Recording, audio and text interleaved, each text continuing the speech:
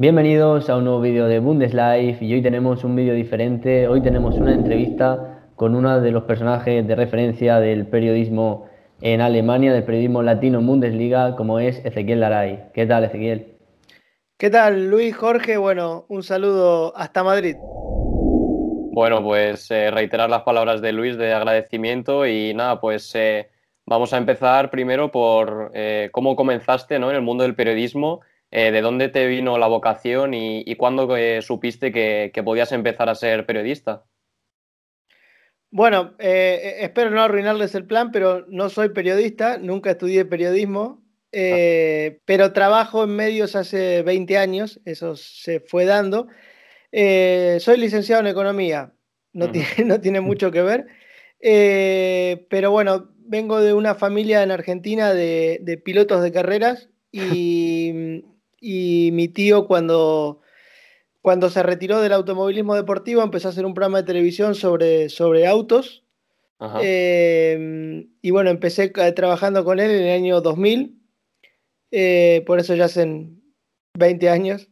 Y bueno, eso me permitió viajar mucho, venir muchas veces a Europa, viajar por todo el mundo, pero básicamente me terminé enamorando de Europa. eh, Porque me gustaba la cultura, el modo de vida, el clima, la puntualidad, bueno, sobre todo de Alemania.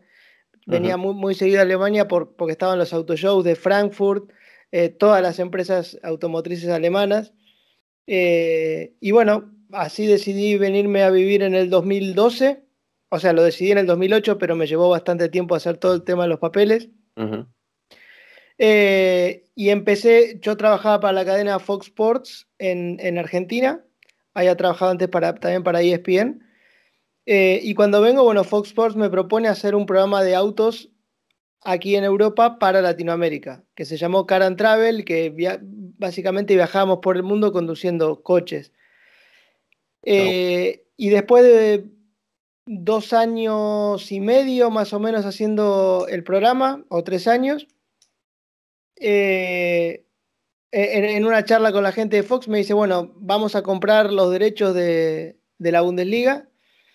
Y yo, digamos, el fútbol nunca había sido mi profesión, pero sí siempre mi pasión. Yo soy fanático de River Plate en la Argentina, socio, iba a la cancha todos los fines de semana. Y también fanático del fútbol europeo, de cuando todavía no se podía ver como ahora. Ustedes bueno. son muy chicos, pero no Sí. se podía, no llegaba el fútbol allá. Había un programa de televisión que se llamaba Europa Hoy, que era 1 hora por semana con resúmenes de todas las ligas, y bueno, es lo que veías, eran los highlights bueno, me gustaba en ese momento el Eintracht Frankfurt, Ujú. también el Milan de Arrigo Sacchi o el Barça de Cruyff. Eh, y bueno, me propusieron eso y fue como juntar, bueno, algo que me gustaba mucho como los autos con la profesión. Y así empezamos a cubrir la Bundesliga en el año 2015. Bueno, después nació Das Liga House, que fue un programa hecho Sí. desde aquí sobre el fútbol y la cultura alemana. Pero bueno, básicamente en el periodismo me encontré, ¿no? Nunca estuvo en los planes, se fue dando.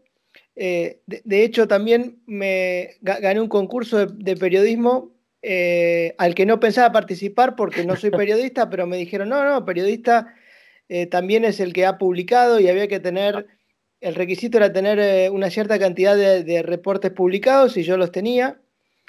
Y bueno, participé, hice una tesis que terminó siendo también mi tesis de graduación para mi carrera de licenciado en economía y me gané un coche y me publicaron el artículo en la tapa del periódico más importante de la Argentina, así que bueno, me dio un poco de vergüenza porque no era mi tema, pero bueno, eso también me dio impulso, ¿no? ¿Qué coche Sí. te dieron? Aquí no existe, bueno, sería el equivalente a lo que era un Fiat Punto. Ajá. Era un concurso que patrocinaba el periódico Clarín, que es el periódico más Sí. Sí. popular de la Argentina, y Fiat. Qué bueno. Y había que hacer un informe sobre la industria automotriz y bueno, incluso yo, como estaba por recibirme de licenciado en Economía, aproveché para juntarlo con mi tesis, hablé con varios economistas, o sea, versus el resto que eran realmente periodistas, yo tal vez tenía la ventaja de tener más conocimientos de economía del tema que se trataba y bueno, por esas cosas me tocó, me tocó ganar. Sí, has dicho que no eres periodista graduado, pero bueno, con los años que tienes de experiencia, nosotros ya te hemos considerado como un periodista y para muchos de nosotros eres un gran referente. Y bueno, has comentado tu pasión por los coches. Alemania probablemente es uno de los países que en cuanto a automovilismo, en cuanto a fábrica de coches, etcétera, puede ser de los más top a nivel mundial, pero para un latino irse a Alemania puede ser algo duro porque yo creo que tú me dirás mucho mejor que la cultura a priori, viéndola desde fuera, nosotros también somos europeos, pero tenemos una cultura más latina que la que puede tener un alemán. ¿Cómo es la vida de un latino en Alemania? Bueno, yo a los que me preguntan no se los recomiendo, o sea, no es que no se los recomiendo, es espectacular, una vez que te acostumbras es espectacular, pero es muy duro, el comienzo, el choque es muy duro, yo me vine solo, eh, estaba a punto de casarme, me vine solo el primer año, luego me casé y se vino mi mujer también y empezamos una nueva vida acá con muchísimos problemas económicos porque esto es algo que ustedes en Europa tal vez no conocen porque me acuerdo que íbamos a España muy seguido por trabajo y la gente nos pedía trabajo. No, nos veía por la calle con las cámaras y me venían a pedir trabajo y me dice, no, porque en España estamos en crisis. Y yo le digo, bueno, yo vengo de Argentina, le digo, si quieres te explico lo que es una crisis. Para que tengan una idea, cuando yo me vine a vivir, un euro equivalía a 6 pesos argentinos. Esto fue en el año 2012. Hoy, por un euro tienes que poner en Argentina, si lo consigues, unos 200 pesos argentinos. Madre mía. Y yo al principio me había venido con mis ahorros argentinos, diciendo, bueno, hice todos los cálculos, me va a alcanzar hasta que consiga, hasta que me pueda sentar.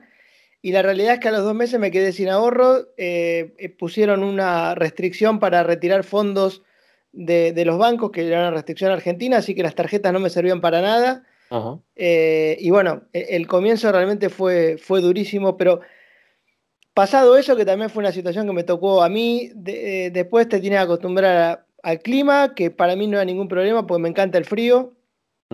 El idioma es una barrera, pero bueno, es una barrera que también a mí me divierte porque es un desafío. Y después acostumbrarte a un montón de cosas que a mí me gustaban, entonces no me costó. O sea, yo me vine acá después de haber venido muchas veces y de saber a dónde venía. No es que me vine y descubrí, uy, esta parte no la tenía. Obviamente que hay cosas que te sorprenden, pero el tema de la puntualidad, de que si prometes que vas a hacer algo, lo tienes que hacer, porque los latinos somos mucho de decir, sí, sí, yo esto lo hago y después no. Ahorita, como dicen los mexicanos, ahorita de un mexicano es nunca, Sí. y esto lo hago, de un argentino es nunca lo voy a hacer. Bueno, donde dijiste en Alemania esto lo hago, alguien toma nota y si no lo hiciste, nunca más confían en ti, pero bueno, si lo haces, te ganaste su confianza y la verdad que trabajar con ellos es muy placentero. Por lo tanto, no es que no se lo recomiendo a nadie, pero no es fácil. No es fácil. Incluso conozco también a muchos españoles. Uno de mis camarógrafos es español viviendo acá en Múnich y también tuvo que sufrir muchísimo al principio, pero bueno, luego se adaptó y también por eso hay muchos jugadores latinos que no se adaptan. Sí. Normalmente los españoles se adaptan mucho más que los latinoamericanos y como por alguna razón los españoles tienen menos manejo de inglés que los latinoamericanos, aprenden más rápido el alemán, porque, por ejemplo, jugadores como James o Chicharito no hablaban alemán, pero se hacían entender en inglés. Pero, o sea, Thiago Alcántara, Javi Martínez, Xavi Alonso, hablan todos perfecto en alemán. Entonces, bueno, también depende de cada uno, pero es importantísimo aprender el idioma y meterse en la cultura.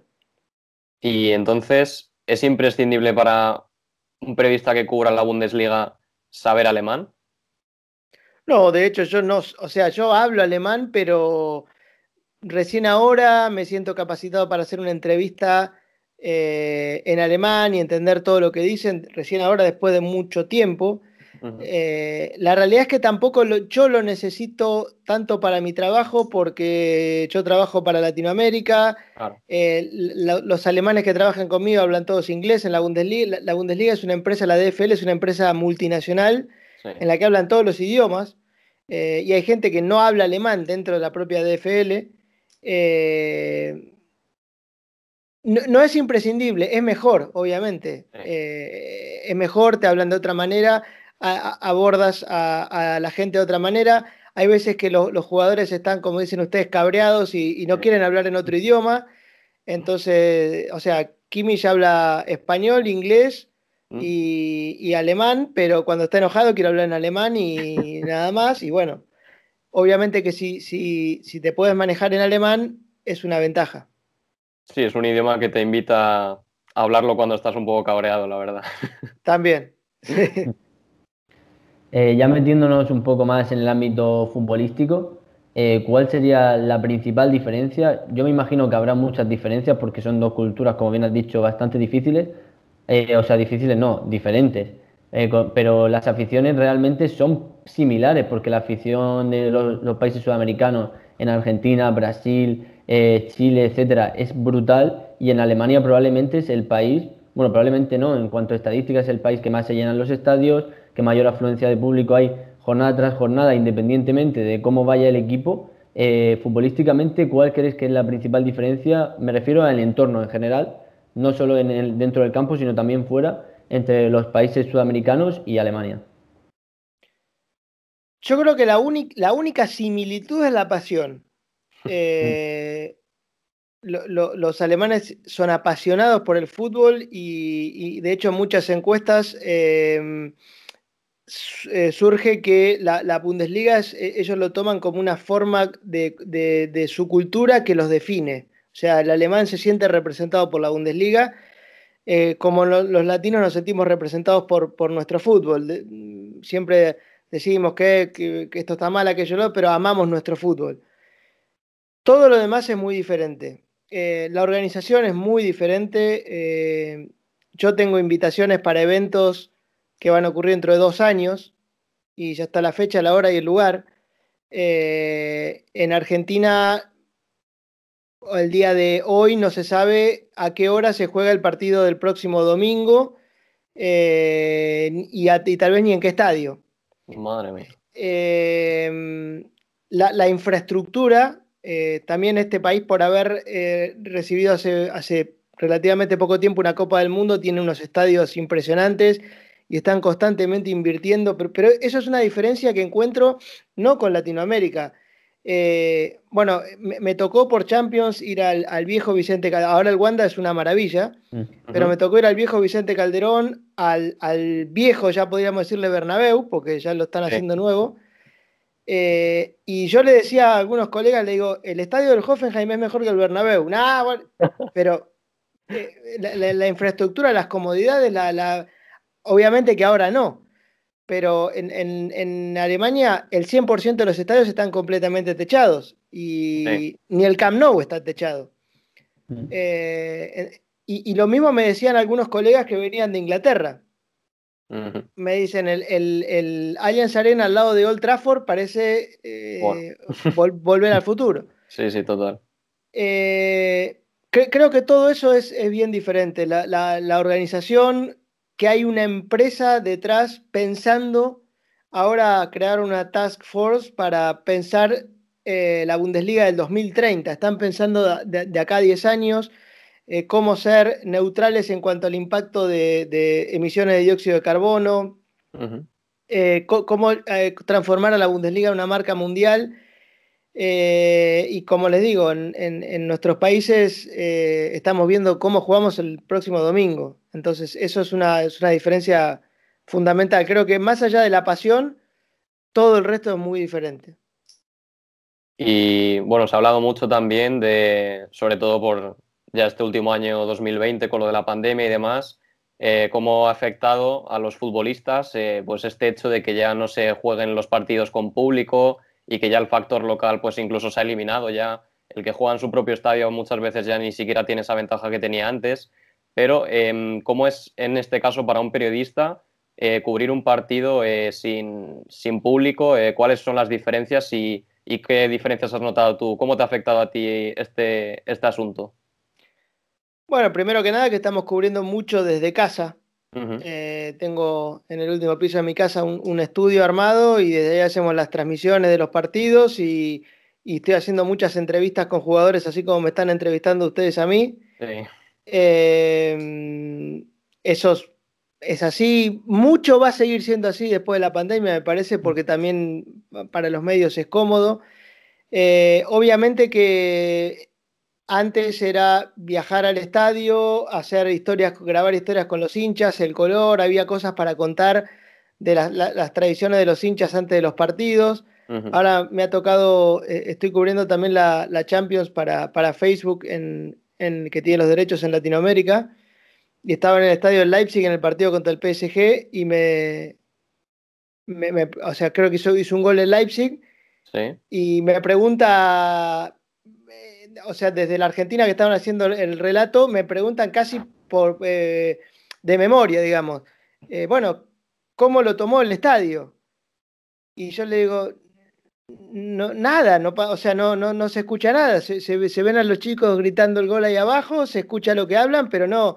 Antes uno decía, bueno, la hinchada silbó o aplaudieron, ahora hacen un gol, y bueno. Nada, pero no, la verdad que no me quejo de eso porque creo que era importante y necesario que el fútbol regresara. La Bundesliga dio el ejemplo creando un protocolo que fue utilizado por muchas especialidades, no solo fútbol, sino especialidades en otras partes del mundo. Y creo que le han encontrado una buena solución. Algún día los hinchas van a volver, si todo esto se normaliza. Creo que lo importante no es tanto que vuelvan los hinchas, sino que salgamos de esto Sí. y era necesario volver porque si no, más de un club, incluso alguno de los grandes, hubiera entrado en bancarrota. Sí, estamos hablando de las aficiones, lo importante que son las aficiones para los clubes y también para los propios jugadores. Y tú que has ido a muchísimos estadios, lo sabes de primera mano, para ti, ¿con qué afición te quedas o cuál es tu favorita? Todas tienen lo suyo, porque todas tienen sus tradiciones, su cultura. Por ejemplo, los del Eintracht son muy calientes, muy Mm. calientes. A mí me tocó en la semifinal de la Europa League contra el Chelsea. Buah. eh, que armaban todas esas coreografías que Mm. fueron impresionantes, que recorrieron Europa. Y bueno, yo estuve en ese estadio muchas veces, estuve cuando peleaban el descenso también, que era un clima súper caldeado y nos habían dicho ese día, si el resultado sale mal, por favor váyanse rápido del estadio. Yo lo había visto varias veces que el estadio se mueve, o sea, la gente Sí. empieza a saltar y se ve que se... Y los periodistas ingleses, que estábamos todos juntos, tomaban videos porque no lo podían creer. Pero bueno, yo que ya lo conocía, sabía que era así. La hinchada del Nuremberg también es, el estadio del Nuremberg es una caldera, es tremendo. Después la hinchada del Augsburg, que es súper familiar, tradicional, invitan a las hinchadas visitantes a beber todos juntos, cantan el himno del equipo visitante antes del partido. Eh, Todas esas coreografías que vemos normalmente cuando hay público, una coreografía de esas cuesta 35.000 euros, me decían en un club, Madre mía. y lo pagan todos los hinchas, o sea, no, el club no pone un euro, digamos. Entonces, todas esas cosas te hacen, y son todas iguales, o sea, cada una tiene lo suyo. Obviamente que los del Bayern de repente sean menos impresionantes, pero tal vez tienen todas esas tradiciones de los bávaros, de Oktoberfest, de los Lederhose, que está buenísimo.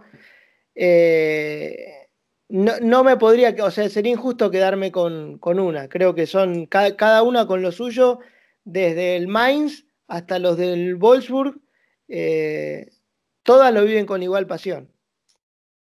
Sí, ¿y Sí. notas alguna diferencia entre aficiones ya hechas de muchísimo tiempo, equipos pues, Borussia Dortmund, Borussia Mönchengladbach, Bayern de Múnich, etcétera, o clubes que en Alemania hay muchísima polémica, como son el Leipzig, que son clubes de nueva fundación, o clubes como el Hoffenheim? ¿Tú notas alguna diferencia o simplemente son aficiones muy calientes y muy intensas todas? Son aficiones muy calientes y muy intensas todas porque los hinchas del Leipzig antes eran hinchas de fútbol.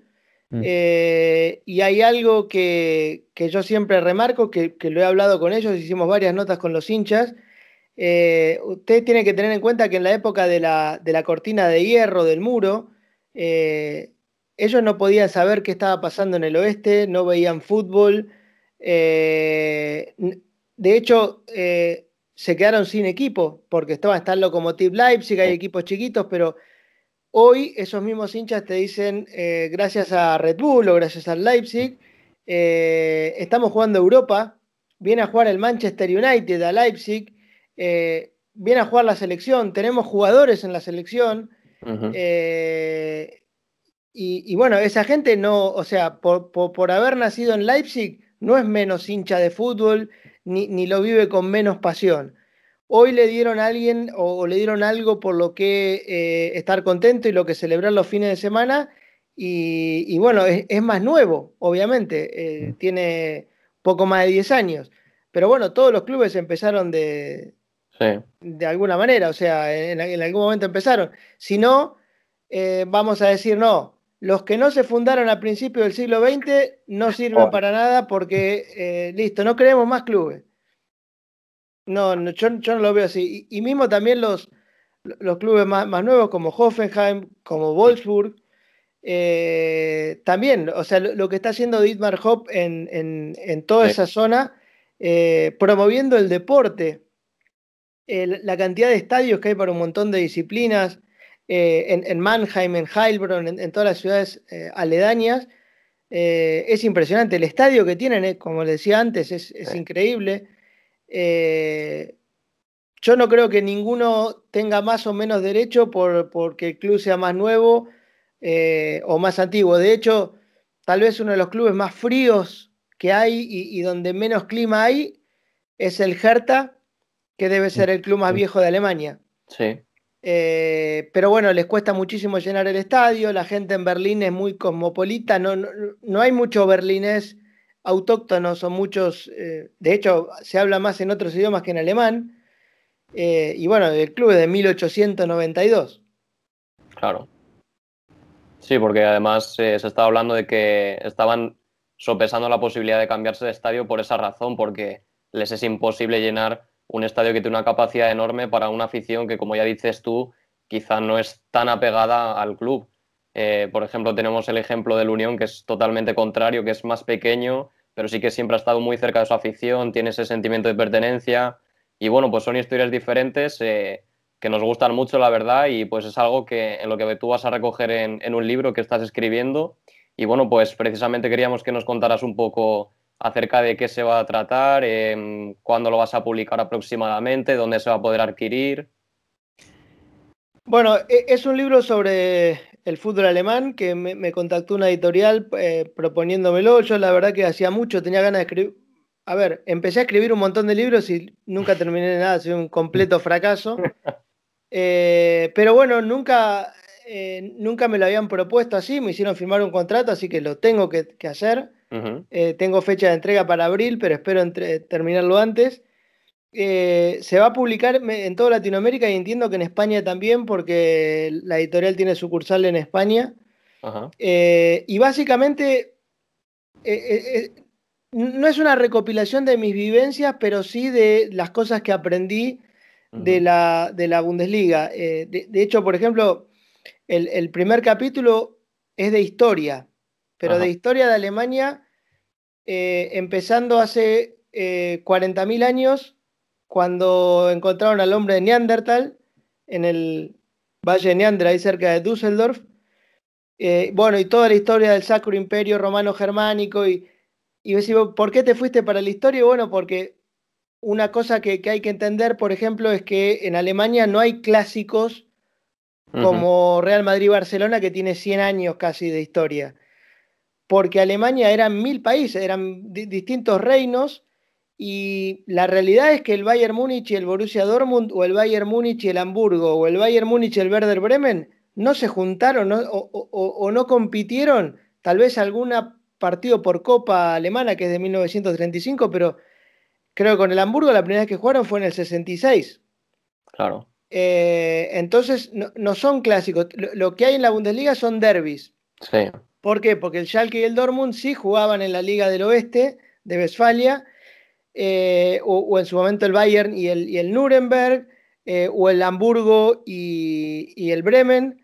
Pero bueno, para eso hay que entender que Alemania eran un montón de países que se hablan distintos idiomas, porque son dialectos completamente diferentes, que en la cancha tienen costumbres diferentes, se comen cosas distintas. Bueno, por eso empezamos un poco con la historia, después abordamos el tema de los hinchas, de cómo es el hincha del fútbol alemán, de que el ultra o el barra, como le decimos nosotros en Latinoamérica, muchas veces es un gerente de un banco, que el tipo va cubierto para que no lo, digamos, para que no lo fotografíen y que no se den cuenta que es el tipo que después va a estar en una junta el lunes por la mañana. eh, y te lo cuento porque me ha tocado hacer historias con ultras, y he conocido a muchos, y conoce la historia de ellos, y también entiendes por qué son renuentes a aparecer delante de los medios, o hablar con la prensa.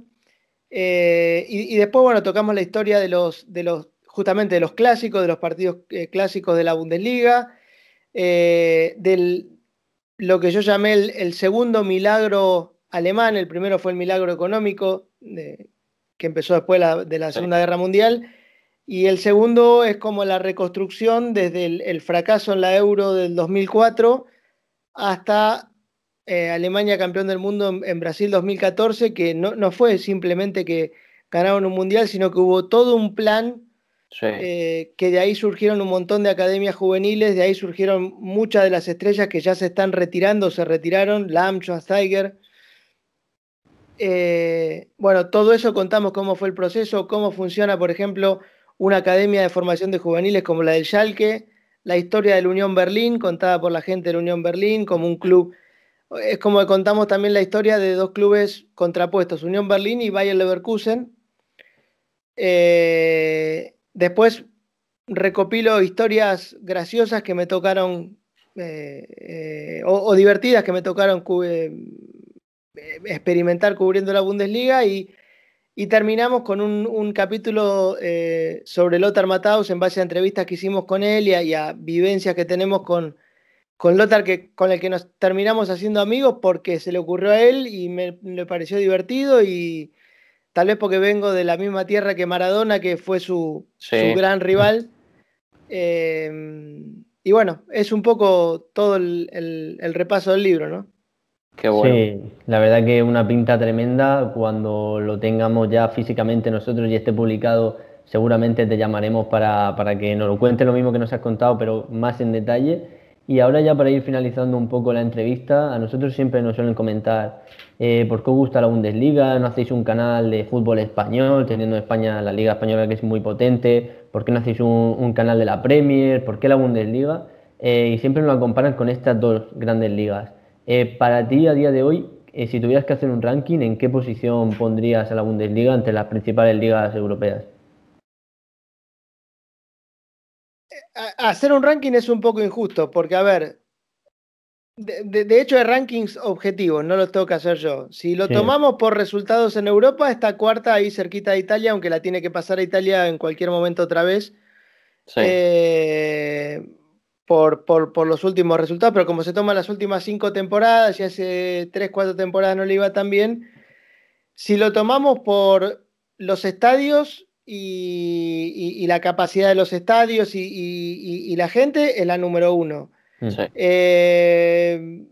Si lo tomamos por competitividad, es... A ver, es difícil de explicar porque siempre te dicen, siempre gana el Bayern, o últimamente siempre gana el Bayern. Y es verdad, en un punto, para el que lo lee en el periódico, Sí, por ejemplo, Sí. el Bayern lleva 7 puntos de ventaja. Y todos te dicen, bueno, ya está, otra vez va a salir campeón. Ahora, si vieras cómo ganó, me imagino que ustedes Sí, lo han visto, todos sí, los sí. últimos partidos del Bayern, hombre. no en muchas ligas se da que juega el Bayern contra el Unión Berlín y el Unión se le planta y la verdad que el Unión le mereció ganar y si no le ganó fue de casualidad. O el Stuttgart se le plantó y durante 60 minutos lo tuvo acorralado. Lo que pasa es que después te aparece Lewandowski y te resuelve las cosas. Eh, no sé qué ranking le pondría, pero es una de las ligas más interesantes en cuanto al paquete completo. Sí. Y hay algo que tiene, que lo dice siempre Infantino, que ahora en la pandemia también es una ventaja. Creo que también lo tiene la Eredivisie en Holanda, que para mí es perfecto que haya 18 equipos. Ajá. Porque, bueno, primero es perfecto porque pueden parar, hacer una pretemporada en invierno. Creo que por eso también el Bayern y el Leipzig llegaron tan lejos en la Champions, porque Sí. tuvieron un mes para irse de vacaciones, hacer una pretemporada, mientras el Real Madrid se la estaba pelando para ganar la Liga y después tuvo que ir y jugar la Champions. Y los franceses tuvieron como 8 meses sin jugar y salieron a la cancha. Pero el tema de que haya 18 equipos, 7 entran a Europa, Ajá. lo que te indica que 9 o 10 son los que están peleando por Europa. 3 pelean por el o sea, 2 se van al descenso y 1 al repechaje. O sea que hay 5 más o menos que están peleando por no descender. Te quedan 2 o 3 equipos, o 1 o 2, que no juega por nada. Es muy difícil que llegues a la fecha 34 y se enfrenten 2 equipos que no, este partido es por nada. Y también te pasa por eso que un equipo está por meterse en Europa. Por ejemplo, le pasó al Hertha. El Sí. Hertha estaba a principio de temporada bien ahí arriba y ahora Ah, bien abajo. está, sí, ahí nomás del descenso. El Unión está casi metido en Europa. Mm. Wolfsburg y Eintracht, al Wolfsburg querían echar a Glasner al principio de temporada y Sí. van a despedir al técnico. Vaya Y error ha hoy sido. debe ser uno de los mejores equipos de Alemania en cuanto a juego, más allá de que no tiene figuras y está tercero. Bueno, eso es lo que te da también la ventaja de tener los 18 equipos. Y ahora lo están descubriendo también ustedes en España desde hace 2 temporadas con la Copa del Rey a partido único. Sí. Sí. ¿Qué te queda fuera el Barça, el Madrid o el Bayern contra el Holstein Kiel? Mm. Que normalmente a 2 partidos, en uno te sorprenden, en el otro te golean, no, Mm. no pasa. Pero bueno, todo eso tiene que empieza la temporada y te van a decir quién gana. Y bueno, es muy probable que gane el Bayern, pero van a pasar un montón de cosas interesantes. Tal vez lo gane en la última fecha de los casi 30 títulos que tiene el Bayern. Para los muchos que no saben, muchos le ganó un campeonato al Bayern Leverkusen por diferencia de gol. Le ganó un campeonato al Schalke en tiempo extra cuando el Schalke era campeón y le empatan al Hamburgo en el minuto 93 y le sacan el título.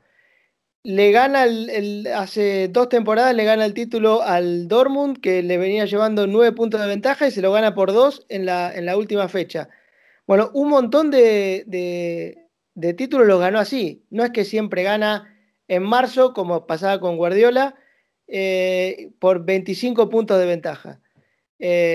Por esas cosas creo que es una liga súper entretenida de ver. A mí, por ejemplo, la Liga Española hoy me aburre. Sí. La Premier me divierte. Coincido. La Premier creo que tiene el condimento además de los entrenadores. A mí me encantan los entrenadores Sí. que hay en la Premier. A mí me gustaba la Liga Española de las... El problema que tiene España es que por alguna razón siempre miramos estrellas. Es la Liga de las Estrellas. Mm. Entonces mirabas a los Galácticos, ahí me encantaba el Barcelona de Romario, ¿cómo se llamaba? Laudrup. Yo miraba a esos tipos, Rivaldo, el gordo Ronaldo, Mm. bueno, Messi, ni hablar. pero después si vas a hablar de equipos es como que sí, el Barça de Guardiola, pero mismo el Madrid de Zidane no es un equipo, o sea, ¿qué hizo? Ganó, o sea, ganó lo que nadie, o lo que había hecho el Bayern Múnich en los 70, digo, 3 Copas de Europa seguidas, pero no es un equipo que te deje. En cambio, en Alemania, yo te digo, mirá el Wolfsburg, ¿y quién juega en el Wolfsburg? Y no sé, no importa, Arnold, Beckhorst, pero mirá cómo juega. Sí. Bueno, esas cosas y al ritmo, a la velocidad que se juega, esas cosas tiene el fútbol alemán que tal vez lo tenga el fútbol inglés. Para mí, la Bundesliga y la Premier en este momento son las dos mejores ligas que hay en Europa. Coincido totalmente, la verdad. Y ya la última para terminar, Ezequiel, la verdad que podríamos estar horas hablando contigo porque es una charla muy buena. Y bueno, la última así un poco rápido. ¿Cuál es la entrevista que más te ha gustado hacer, que más ilusión te haya hecho relacionada con la Bundesliga? ¿Y cuál es la que te gustaría hacer a alguien relacionado con el fútbol alemán? La que, bueno, me quedé siempre con la espina de entrevistar a Guardiola. Ujú. Era muy difícil. Porque me hubiera encantado hablar de fútbol, me fascina. De hecho, hay un capítulo del libro que es sobre Guardiola y Klopp como los grandes innovadores. Sí.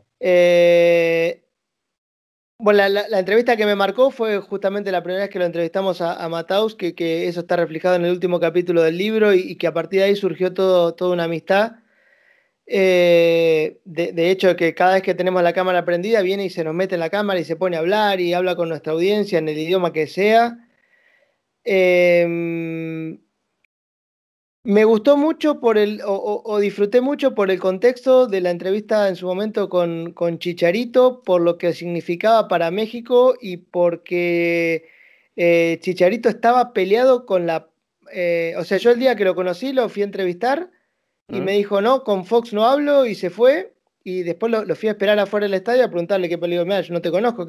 Me dice, no, yo tengo un problema con un periodista, no vale la pena nombrarlo Ujú. encima de la cadena para la que yo trabajaba, así que mientras él esté yo no voy a hablar y bueno, y durante un año no habló, o sea, nosotros, Fox Ostras. México nos mandaba todos los partidos y no hablaba, de hecho, hicieron un informe en la televisión alemana de cómo Chicharito no hablaba con nosotros, eran todos alemanes y nosotros, y cómo hablaba con todos menos con nosotros. Madre mía. Y bueno, hicimos toda una tarea de seducción. El club estaba desesperado porque hablara con nosotros porque tenían 2 millones de seguidores en redes sociales nuevos por Chicharito y él no hablaba con nadie que hable en su idioma en el club. Y bueno, terminamos diciéndole, como a él no le gustaba todas las cosas que se hablaban de él extra futbolísticas, Ujú. y yo le decía siempre al club, le digo, a mí no me importa, yo estoy acá para promocionar la Bundesliga, a mí lo que hace con la selección mexicana, dirán los mexicanos, me vale madre, no me interesa. Entonces le mandé, le digo, mire, estas son las preguntas que le quiero hacer. Y pasáselas. Y se las pasaron y me dijeron, bueno, la semana que viene te da la entrevista. Y ahí conseguimos la entrevista, lo conocí y a partir de ahí habló conmigo después de cada partido venía y hablaba con nosotros y ya se dio cuenta de que también íbamos por otro lado. Con lo cual lo disfruté mucho. Me encantó en su momento entrevistar a Lewandowski por Wow. lo que significa. Con Müller siempre te divertís, gana, Muy bien. pierde, el Sí. tipo siempre se está riendo y te hace bromas y me acuerdo una vez que había metido 2 goles Ribery y en el medio de la nota se me puso a hablar en francés para hacerle un homenaje a Ribery y bueno, y que me gustaría hacer, bueno, te digo, me hubiera gustado entrevistar a Guardiola, me gustaría entrevistar a Klopp alguna vez.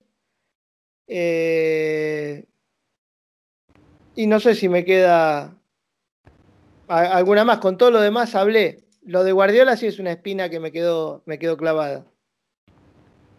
Pues muchísimas gracias, Ezequiel. La verdad que podríamos estar horas y horas hablando de tus anécdotas por Alemania, porque además a nosotros nos encanta el fútbol alemán y algún día nos gustaría también, ¿por qué no ir a algún estadio en Alemania y vivir la mitad, bueno, la mitad no, con un 10% de tus experiencias ya nos quedaríamos muy satisfechos y la verdad que seguro que estamos seguros de que nuestros suscriptores les encanta esta entrevista. Así que un auténtico placer y muchísimas gracias, Ezequiel. No, a ustedes y esperen para venir que haya público, así se divierten un poco más. Sí. Nada, pues lo dicho, muchísimas gracias y a los que estáis viendo detrás de las pantallas el vídeo, también agradeceros todo el apoyo. Muchas gracias por habernos visto y nos vemos en el próximo vídeo. Adiós.